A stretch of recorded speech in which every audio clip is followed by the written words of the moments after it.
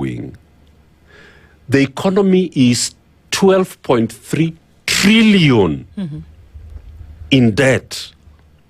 And it is estimated that nearly 60% of that debt is actually corrupt debt, what we call odious debt. And because of this borrowing, we have been running a very huge deficit in the budget. So what have we done?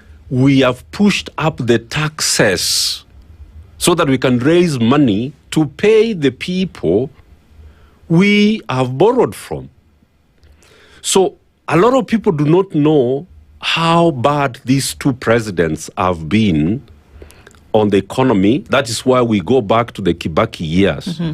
When Kibaki handed over government to Uhuru Kenyatta in 2013, we were only 1.8 trillion in debt, only.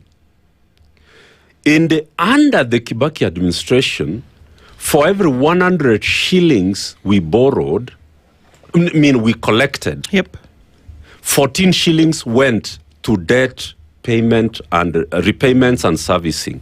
Under Kibaki? Under Kibaki. Only 14%. 14 shillings out of every 100.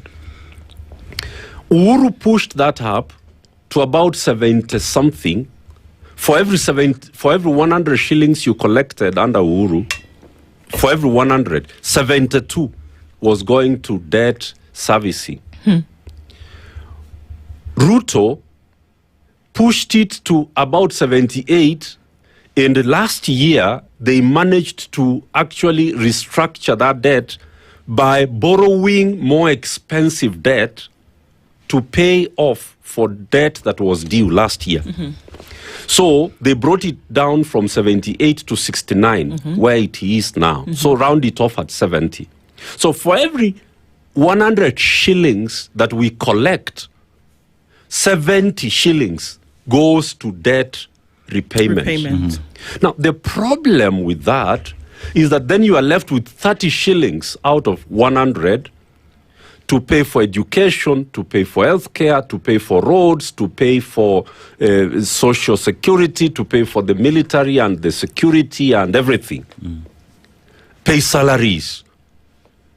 You know you can't. It's not enough. You cannot operate because that takes you now to a massive hole that is in the economy.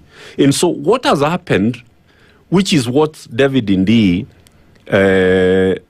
refuses to explain to the people, is that services have been getting worse. That is why schools are in distress.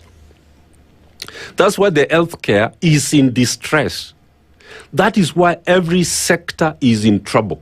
That's why potholes are becoming bigger everywhere.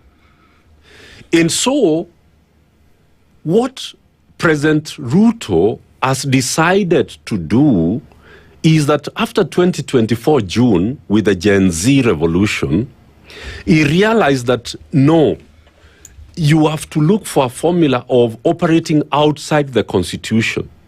So now he